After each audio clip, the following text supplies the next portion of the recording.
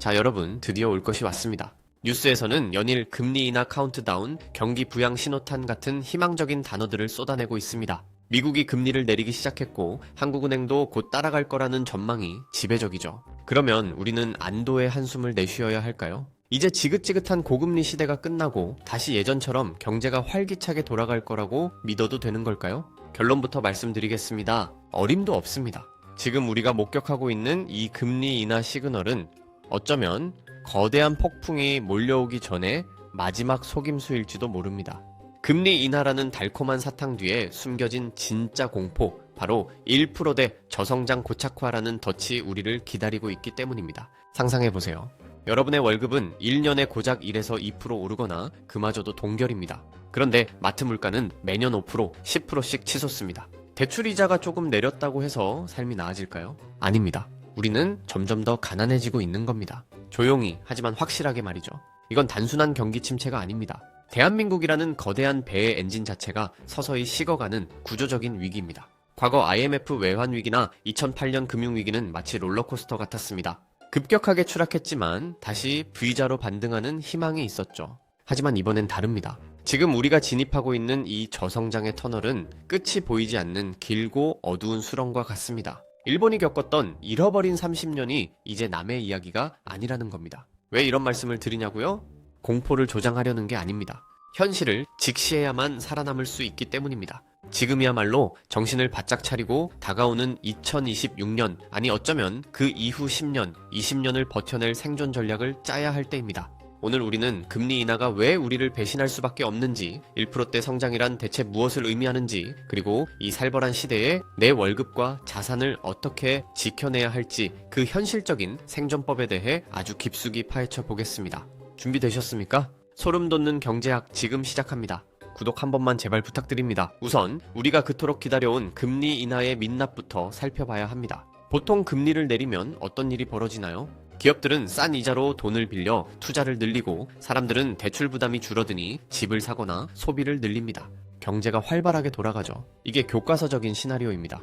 그런데 지금은 왜 이게 통하지 않는 걸까요? 첫 번째 이유는 이미 우리가 짊어지고 있는 빚이 너무 많기 때문입니다. 대한민국의 가계부채는 이미 GDP를 넘어선 세계 최고 수준입니다. 이건 마치 100kg짜리 엽기를 겨우 들고 있는 사람에게 1kg 빼준다고 해서 갑자기 날아갈 듯이 가벼워지는 게 아닌 것과 같습니다. 금리가 조금 내린다고 해도 원금 상환 부담은 그대로입니다. 게다가 정부는 DSR, 즉 총부채원리금 상환 규제를 풀 생각이 없습니다. 이게 무슨 뜻이냐? 은행 입장에서는 아무리 금리가 내려가도 갚을 능력 안 되는 사람한테는 돈 못 빌려줘라는 겁니다. 과거처럼 금리 내렸다고 무작정 대출받아서 집 사고 주식 투자하던 시대는 끝났다는 이야기입니다. 돈줄 자체가 말라버렸는데 이자 조금 깎아준다고 경제가 살아날 리 만무하죠. 두 번째 이유, 이게 정말 심각한데 바로 스태그플레이션의 망령입니다. 스태그플레이션 많이 들어보셨죠? 경기는 침체되는데 물가는 오히려 오르는 아주 기괴하고 고통스러운 현상입니다. 지금 우리가 딱 그 상황입니다.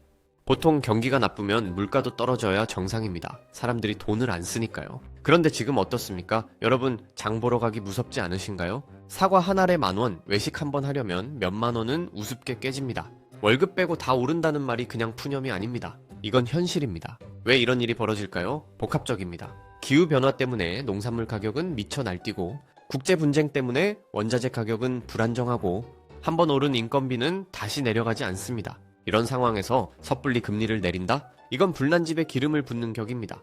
물가 상승세에 다시 불이 붙을 수 있습니다. 그러니 한국은행 입장에서도 금리를 내리는 게 굉장히 조심스러울 수밖에 없습니다. 내리더라도 아주 찔끔 시장의 기대보다 훨씬 느리고 보수적으로 움직일 겁니다. 결국 우리가 체감하는 금리 인하 효과는 미미할 수밖에 없다는 거죠. 가장 근본적인 세 번째 이유는 대한민국의 성장 동력이 식어버렸다는 겁니다. 과거 우리는 중국이라는 거대한 시장을 등에 업고 고속 성장을 했습니다. 반도체, 자동차, 조선 같은 주력 산업들이 세계 시장을 호령했죠. 하지만 지금은 상황이 완전히 달라졌습니다. 중국은 더 이상 우리의 수출 시장이 아니라 가장 강력한 경쟁자가 되었습니다. 저출산 고령화는 어떻습니까? 일할 사람은 줄어들고 부양해야 할 사람은 늘어납니다. 경제의 활력이 떨어질 수밖에 없는 구조입니다. 이런 상황에서 금리 인하는 마치 암 환자에게 진통제를 놔주는 것과 같습니다. 당장의 고통은 조금 줄여줄 수 있겠지만 근본적인 병을 치료해주지는 못합니다. 오히려 진통제에 취해 병이 더 깊어지는 걸 방치하게 만들 수도 있죠. 결국 금리 인하는 우리를 구원해줄 동아줄이 아닙니다. 오히려 이제 경제가 너무 망가져서 인위적인 호흡기라도 달아야겠다는 절박한 신호로 해석해야 합니다. 그런데 사람들은 아직도 과거의 환상에 사로잡혀 있습니다. 금리만 내리면 집값 다시 오르겠지, 경기가 살아나겠지 하고 말이죠. 이런 안일한 기대야말로 우리를 더 깊은 수렁으로 빠뜨리는 가장 위험한 적입니다. 자, 그렇다면 이 금리 인하라는 속임수 뒤에 기다리고 있는 진짜 현실 1%대 저성장 시대는 구체적으로 어떤 모습일까요? 우리가 막연하게 두려워하는 이 저성장의 실체는 무엇일까요? 1% 성장, 이 숫자가 의미하는 바를 정확히 이해해야 합니다. 이건 단순히 경제가 천천히 성장한다는 뜻이 아닙니다. 사실상 성장이 멈췄다는 의미입니다. 아니, 어쩌면 퇴보하고 있다는 신호일지도 모릅니다. 첫 번째로 일자리의 질이 급격하게 악화됩니다. 기업 입장에서 생각해보세요. 시장은 더 이상 커지지 않고 경쟁은 치열해집니다. 이런 상황에서 기업이 선택할 수 있는 건 두 가지뿐입니다. 비용을 줄이거나 생산성을 높이거나. 비용을 줄이는 가장 쉬운 방법이 뭘까요? 바로 인건비입니다. 정규직 채용은 급감하고 계약직이나 임시직 같은 불안정한 일자리만 늘어납니다. 명예퇴직, 구조조정 같은 단어들이 일상화되는 거죠. 생산성을 높이는 건 어떻습니까? AI, 로봇 같은 자동화 기술이 도입되면서 단순 노동력은 점점 더 설 자리를 잃게 됩니다. 과거에는 열심히 일하면 중산층이 될 수 있다는 희망이 있었습니다. 하지만 1% 성장 시대에는 그 사다리 자체가 사라져버립니다. 양극화는 더욱 심해지고 한번 뒤처지면 다시는 따라잡을 수 없는 사회가 되는 겁니다. 여러분의 월급은 어떻습니까? 아마 대부분 몇 년째 제자리 걸음이거나 올라도 물가 상승률을 따라가지 못할 겁니다. 이게 바로 저성장의 가장 무서운 점입니다. 성장의 과실이 극소수에게만 돌아가고 대다수 평범한 사람들의 삶은 점점 더 팍팍해지는 겁니다. 두 번째는 자산 시장의 붕괴입니다. 특히 부동산 불패 신화가 깨지게 됩니다. 지금까지 한국의 부동산 시장은 경제 성장과 인구 증가를 바탕으로 끊임없이 우상향해 왔습니다. 하지만 성장이 멈추고 인구가 줄어드는 사회에서 집값이 계속 오를 수 있을까요? 불가능합니다. 물론 서울 핵심 지역은 버틸 수 있을지도 모릅니다. 하지만 지방이나 수도권 외곽 지역부터 서서히 무너지기 시작할 겁니다. 빈집이 늘어나고 집을 팔고 싶어도 사려는 사람이 없는 상황이 벌어지는 거죠. 영끌에서 집을 산 사람들은 어떻게 될까요? 고금리에 허덕이다가 이제는 집값 하락이라는 이중고를 겪게 될 겁니다. 일본의 사례를 보면 명확합니다. 1999년대 초반 부동산 버블이 붕괴된 이후 일본의 집값은 30년 동안 제자리 걸음이거나 오히려 하락했습니다. 집은 더 이상 부를 축적하는 수단이 아니라 거주하는 공간 혹은 애물단지가 되어버린 거죠. 우리도 이런 미래를 맞이할 준비를 해야 합니다. 세 번째는 사회 전반에 퍼지는 무기력과 절망감입니다. 이게 어쩌면 가장 큰 문제일지도 모릅니다. 사람들은 더 이상 미래를 꿈꾸지 않습니다. 열심히 일해봤자 뭐해, 어차피 내 인생은 바뀌지 않을 거야 라는 패배주의가 만연하게 됩니다. 소비 심리는 얼어붙고 사람들은 지갑을 닫습니다. 어떻게든 아끼고 버티는 것만이 유일한 생존 전략이 되는 거죠. 사회는 활력을 잃고 침체는 더욱 가속화됩니다. 악순환의 고리가 만들어지는 겁니다. 이 1%대 저성장 시대는 과거 우리가 경험했던 그 어떤 위기보다도 고통스럽고 길어질 수 있습니다. 이건 마치 서서히 물이 차오르는 방에 갇힌 것과 같습니다. 당장은 숨을 쉴 수 있지만 시간이 지날수록 점점 더 조여오는 공포를 느끼게 되는 거죠. 이런 저성장의 직격탄을 맞는 사람들이 있습니다. 바로 몇 년 전까지만 해도 우리 사회의 희망이자 롤모델이었던 사람들, 파이어족입니다. 경제적 자립을 통해 조기에 은퇴하겠다는 꿈을 가진 사람들이죠. 그런데 말입니다. 이 파이어족의 시대가 저물고 있습니다. 아니, 이미 끝났다고 봐야 합니다. 왜 그럴까요? 파이어족의 전략은 아주 단순했습니다. 극단적으로 아끼고 저축해서 시드머니를 모은 다음 이걸 주식이나 부동산 같은 자산에 투자해서 불리는 겁니다. 그리고 그 자산에서 나오는 수익으로 생활비를 충당하는 거죠. 이 전략이 성공하기 위해서는 두 가지 전제 조건이 필요합니다. 첫째, 자산 가격이 꾸준히 상승해야 한다. 둘째, 물가가 안정적이어야 한다. 그런데 지금 우리가 직면한 현실은 어떻습니까? 저성장 시대에는 자산 가격이 예전처럼 폭발적으로 상승하기 어렵습니다. 오히려 하락할 위험도 있죠. 게다가 스태그플레이션 때문에 물가는 미친 듯이 오르고 있습니다. 상상해보세요. 30대 후반에 10억을 모아서 은퇴했다고 칩시다. 연 4% 수익을 예상하고 한 달에 300만 원 정도로 생활할 계획을 세웠습니다. 처음 몇 년은 괜찮을 겁니다. 하지만 인플레이션이 매년 5%씩 오른다면 어떻게 될까요? 10년 뒤에는 300만 원의 가치가 지금의 절반 수준으로 떨어집니다. 생활비는 점점 부족해지고 결국 은퇴 자금을 까먹게 되는 거죠. 더 큰 문제는 예상치 못한 변수입니다. 갑자기 큰 병에 걸리거나 금융위기가 터져서 주가가 폭락한다면 어떻게 될까요? 파이어족에게는 다시 일어설 시간이 없습니다. 이미 은퇴를 했으니까요. 그들의 계획은 너무나도 정교하게 짜여 있었기 때문에 작은 충격에도 쉽게 무너질 수밖에 없는 겁니다. 실제로 최근 몇 년간 이어진 고금리와 자산시장 침체로 인해 많은 파이어족들이 다시 직장으로 돌아가고 있습니다. 그들이 꿈꿨던 유토피아는 신기루처럼 사라져버린 거죠. 이건 그들의 잘못이 아닙니다. 세상이 바뀌었기 때문입니다. 과거의 성공 방정식이 더 이상 통하지 않는 시대가 된 겁니다. 그렇다면 우리는 무엇을 해야 할까요? 저성장, 고물가 시대에 살아남기 위한 새로운 패러다임은 무엇일까요? 그 해답은 바로 현금 흐름에 있습니다. 과거에는 얼마를 모으느냐, 즉 자산의 크기가 중요했습니다. 하지만 이제는 매달 얼마가 꾸준히 들어오느냐, 즉 현금 흐름의 안정성이 훨씬 더 중요해졌습니다. 이건 마치 사막에서 살아남는 법과 같습니다. 과거에는 오아시스를 찾아 헤맸습니다. 한번 발견하면 대박이었죠. 하지만 이제 오아시스는 말라버렸습니다. 대신 우리는 스스로 우물을 파야 합니다. 비록 물줄기는 약할지라도 마르지 않는 샘물을 확보해야만 살아남을 수 있는 겁니다. 현금 흐름이 왜 중요할까요? 첫째, 인플레이션을 방어할 수 있습니다. 물가가 올라도 꾸준한 수입이 있다면 버틸 수 있습니다. 오히려 내 수입도 물가 상승에 맞춰 늘어날 수 있다면 더 좋겠죠. 둘째, 심리적 안정감을 줍니다. 자산 가격이 오르락 내리락 하는 것에 일희일비하지 않고 장기적인 안목으로 투자를 이어갈 수 있습니다. 셋째, 예측 가능한 삶을 살 수 있게 해줍니다. 매달 들어오는 돈이 있다면 미래를 계획하고 대비할 수 있습니다. 결국 다가오는 저성장 시대의 핵심은 버티기입니다. 누가 더 오래 안정적으로 버틸 수 있느냐의 싸움입니다. 그리고 그 버티기의 원동력은 바로 마르지 않는 현금 흐름에서 나옵니다. 이제 우리는 자산가가 아니라 현금 부자가 되어야 합니다. 자, 여기까지 들으셨다면 아마 이런 생각이 드실 겁니다. 현금 흐름이 중요한 건 알겠다. 그런데 구체적으로 어떻게 만들어야 하느냐? 이제부터가 본론입니다. 이 살벌한 1% 저성장 시대에서 살아남기 위한 아주 현실적이고 구체적인 3가지 생존 전략을 제시해 드리겠습니다. 첫 번째 전략, 나 자신의 가치를 재창조하라입니다. 가장 확실하고 강력한 현금 흐름은 바로 여러분 자신에게서 나옵니다. 월급 말입니다. 그런데 앞서 말씀드렸듯이 이제 평생 직장 개념은 사라졌고 월급은 쉽게 오르지 않습니다. 그렇다면 어떻게 해야 할까요? 스스로를 끊임없이 업그레이드 해야 합니다.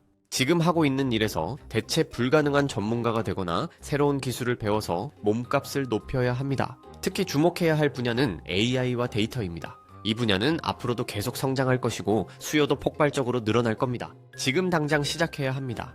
퇴근 후나 주말에 시간을 쪼개서라도 공부해야 합니다. 이건 선택이 아니라 생존의 문제입니다. 그리고 또 하나, 엔잡러가 되어야 합니다. 하나의 직업에만 의존하는 것은 너무 위험합니다. 언제 회사가 망할지, 언제 내가 잘릴지 모릅니다. 월급 외에 부수적인 수입원을 만들어야 합니다. 여러분이 가진 재능이나 경험을 활용해서 돈을 벌 수 있는 방법을 찾아보세요. 블로그를 운영하거나 유튜브를 시작하거나 온라인 강의를 하거나 아니면 주말에 아르바이트를 할 수도 있습니다. 처음에는 수입이 적을 수도 있습니다. 하지만 중요한 건 꾸준함입니다. 작은 물방울이 바위를 뚫듯이 작은 현금 흐름들이 모여서 큰 강을 이루게 됩니다. 핵심은 내 노동력을 이용해서 인플레이션보다 더 높은 수익을 창출하는 겁니다. 물가가 5% 오르면 내 몸값은 10% 올리겠다는 각오로 달려들어야 합니다. 두 번째 전략, 수비적인 투자로 전환하라입니다. 공격적인 투자의 시대는 끝났습니다. 이제는 지키는 투자를 해야 합니다. 그렇다고 투자를 멈추라는 뜻은 아닙니다. 오히려 더 적극적으로 투자해야 합니다. 다만 그 방향이 달라져야 한다는 거죠. 우선 배당주에 주목해야 합니다. 주가 상승에 베팅하기보다는 꾸준히 현금을 지급하는 기업에 투자하는 겁니다. 특히 필수 소비자에나 인프라 관련 기업들은 경기에 상관없이 안정적인 수익을 내는 경향이 있습니다. 사람들이 아무리 어려워도 먹고 마시고 전기를 써야 하니까요. 이런 기업들의 주식을 모아가면서 매년 혹은 매 분기마다 따박따박 배당금을 받는 겁니다. 이 배당금이야말로 마르지 않는 샘물과 같습니다. 주가가 떨어져도 배당금은 나옵니다. 오히려 주가가 떨어지면 더 싼 가격에 주식을 사서 배당 수익률을 높일 수 있습니다. 핵심은 우량한 기업을 골라서 장기적으로 투자하는 겁니다. 단기적인 시세 차익을 노리는 트레이딩이 아니라 기업의 성과를 공유하는 동업자가 되겠다는 마인드로 접근해야 합니다. 또 다른 수비적인 투자처는 달러입니다. 원화 가치는 저성장 시대에 하락할 가능성이 높습니다. 반면에 달러는 세계에서 가장 안전한 자산이죠. 월급의 일정 부분을 꾸준히 달러로 환전해서 보유하는 것만으로도 훌륭한 리스크 관리가 됩니다. 달러 예금이나 달러 RP에 투자해서 이자 수익을 얻는 것도 좋은 방법입니다. 핵심은 이겁니다. 투자의 목적을 대박이 아니라 생존에 두어야 합니다. 화려하지는 않지만 단단한 포트폴리오를 구축해서 어떤 위기가 닥쳐도 흔들리지 않는 안정성을 확보해야 합니다. 세 번째 전략, 극단적인 효율성을 추구하라입니다. 들어오는 돈을 늘리는 것도 중요하지만 나가는 돈을 줄이는 것도 그에 못지않게 중요합니다. 저성장 시대에는 한 푼이라도 아껴야 합니다. 가장 먼저 해야 할 일은 부채를 재조정하는 겁니다. 지금 가지고 있는 대출을 꼼꼼히 살펴보고 더 유리한 조건으로 갈아탈 수 있는지 확인해야 합니다. 금리 인하 시기에는 대환대출 경쟁이 치열해질 수 있으니 이 기회를 적극적으로 활용해야 합니다. 특히 신용대출이나 카드론 같은 고금리 대출은 최우선적으로 상환해야 합니다. 이자는 복리로 불어나기 때문에 시간이 지날수록 여러분의 발목을 잡는 족쇄가 될 겁니다. 그리고 소비 습관을 완전히 바꿔야 합니다. 과시적인 소비, 습관적인 지출을 끊어내야 합니다. 이게 정말 필요한가를 끊임없이 자문해야 합니다. 외식 대신 집밥을 먹고 자동차 대신 대중교통을 이용하고 불필요한 구독 서비스를 해지하는 것만으로도 상당한 돈을 아낄 수 있습니다. 이건 단순히 돈을 아끼는 차원을 넘어서 삶의 방식을 바꾸는 문제입니다. 미니멀리즘을 실천하면서 물질적인 풍요보다는 정신적인 만족을 추구하는 삶의 태도를 가져야 합니다. 저성장 시대에는 화려하게 사는 사람이 아니라 검소하지만 단단하게 사는 사람이 승자가 됩니다. 이 세 가지 전략, 즉 자신의 가치 재창조, 수비적인 투자, 그리고 극단적인 효율성 추구는 서로 연결되어 있습니다. 나 자신의 가치를 높여서 수입을 늘리고 그 돈을 수비적으로 투자해서 현금 흐름을 만들고 불필요한 지출을 줄여서 자산을 지키는 겁니다. 이 선순환 구조를 만들어야만 다가오는 위기를 극복하고 살아남을 수 있습니다. 오늘 우리는 금리 인하라는 달콤한 환상 뒤에 숨겨진 1%대 저성장 고착화라는 불편한 진실을 마주했습니다. 금리 인하는 우리를 구원해주지 않을 것이며 오히려 더 길고 고통스러운 침체의 서막일 수 있다는 것을 알게 되었습니다. 파이어족의 시대는 저물었고 이제는 자산 축적보다 현금 흐름이 더 중요한 시대가 되었습니다. 솔직히 말씀드리면 앞으로의 미래가 그리 밝지만은 않습니다. 우리는 지금까지 경험해보지 못한 새로운 종류의 위기를 맞이하고 있습니다. 과거의 성공 방식은 더 이상 통하지 않으며 변화에 적응하지 못하는 사람은 도태될 수밖에 없는 냉혹한 현실입니다. 하지만 그렇다고 해서 절망할 필요는 없습니다. 위기는 언제나 기회를 동반하기 마련입니다. 저성장 시대에도 새로운 부의 기회는 분명히 존재합니다. 다만 그 기회는 준비된 자에게만 주어질 뿐입니다. 오늘 우리가 이야기 나눈 생존 전략들은 결코 쉽지 않은 길입니다. 끊임없이 공부하고 자신을 채찍질하고 욕망을 절제해야 합니다. 하지만 이 길만이 우리 자신과 가족을 지키고 이 험난한 시대를 헤쳐나갈 수 있는 유일한 방법입니다. 중요한 것은 인식의 전환입니다. 세상이 바뀌었다는 것을 인정하고 그에 맞는 새로운 삶의 방식을 받아들여야 합니다. 더 이상 정부나 기업이 우리를 지켜주지 않습니다. 우리 스스로가 자신의 삶을 책임져야 합니다. 지금 여러분은 어떤 선택을 하시겠습니까? 다가오는 폭풍을 외면하고 과거의 환상에 사로잡혀 있을 것입니까? 아니면 현실을 직시하고 치열하게 생존을 준비할 것입니까? 선택은 여러분의 몫입니다. 하지만 기억하십시오. 변화의 파도에 올라타는 자만이 살아남을 수 있습니다. 소름 돋는 경제학은 앞으로도 여러분이 이 혼돈의 시대를 헤쳐나가는 데 필요한 날카로운 통찰과 현실적인 지혜를 전해드리겠습니다. 오늘 이야기가 여러분의 미래를 준비하는 데 작은 도움이 되었기를 바랍니다.